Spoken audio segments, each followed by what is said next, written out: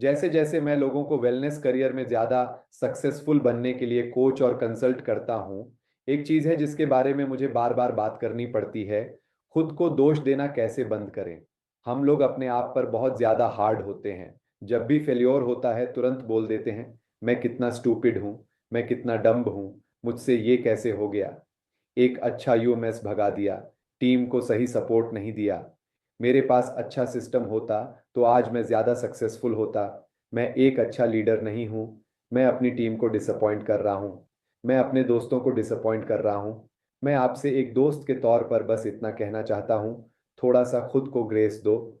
सबसे पहली बात, खुद को बीट अप करना आपके लिए बिल्कुल भी बेनिफिशियल नहीं है। हाँ, अपनी चैलेंजेस को समझना ज़रूरी है, लेकिन ये भी समझो कि आप वर्क इन प्रोग्रेस हो, आप सीख रहे हो, आप चीज़ों को करते करते समझ रहे हो। ये एक नया बिजनेस है। ये एक्सपेक्ट करना कि आप पहले 5 मिनट में ही प्रोफेशनल बन जाओगे, ये रियलिस्टिक एक्सपेक्टेशन नहीं है।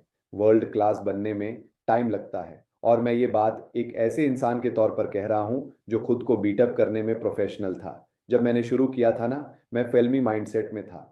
जैसे मूवीज में होता है, आर्मी का जनरल बोलता है बा हम किसी को पीछे नहीं छोड़ेंगे, तो मैं भी बोला मैं टीम बनाऊंगा और कोई पीछे नहीं रहेगा, सब साथ साथ प्रेसिडेंट टीम क्रॉस करेंगे, हम लॉक आर्म्स करेंगे, एक दूसरे को उठाएंगे, सब साथ जीतेंगे। और फिर मुझे रियलाइज हुआ ये स्ट्रैटेजी बहुत ही ज्यादा गलत थी।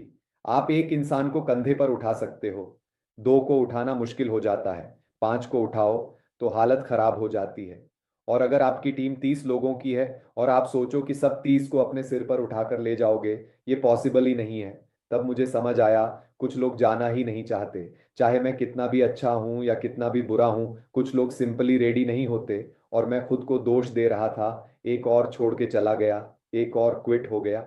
अगर मेरे पास बेटर सिस्टम होता तो ये नहीं होता। ये मेरी गलती है। ये सोचना एक बहुत डेंजरस रोड है। सच ये है, आप किसी और के सक्सेस या फेल्योर के रिस्पॉन्सिबल नहीं हो। मेरे मेंटर डेविड सोलोमन कहते हैं, उनका एक सिंपल सा इंटरव्यू होता था जब कोई नया बंदा ज्वाइन करता था।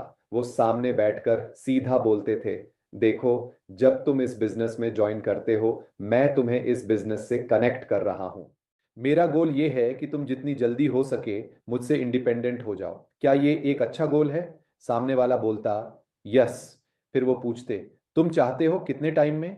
3 महीने, 6 महीने, 9 महीने, जो भी जवाब होता। फिर वो एक लाइन बोलते, एक बात क्लियर कर देता हूं, अगर तुम इस कंपनी के साथ सक्सेसफुल हुए तो वो तुम्हारी वजह से होगा, मेरी वजह से नहीं। मैं सिर्फ कनेक्ट कर रहा हूं। और अगर तुम सक्सेसफुल नहीं हुए तो वो भी तुम्हारी वजह से होगा, मेरी वजह से नहीं। मैं गाइड हूं, मैं कोच हूं, मैं रिसोर्स हूं, लेकिन मैं एक्सक्यूज नहीं हूं। यहीं पर उन्होंने रिस्पॉन्सिबिलिटी ट्रांसफर कर दी, अप्लायंस से खुद उस इंसान के ऊपर। इसलिए आप में से कुछ लोग आज खुद को इसीलिए दोष दे रहे हो क्योंकि जो नॉलेज आज आप सीख रहे हो वो पहले नहीं थी। आप बोल रहे हो, यार मैं कितना स्टूपिड था, 5 साल पहले ये सब पता होता तो मेरी टीम कुछ और होती। सच ये है, आप नहीं जानते। बस खुद को थोड़ा ग्रेस दो, प्रोग्रेस बनाओ, सीखते जाओ, फेल फॉरवर्ड करो। प्रोग्रेस ही परफेक्शन है।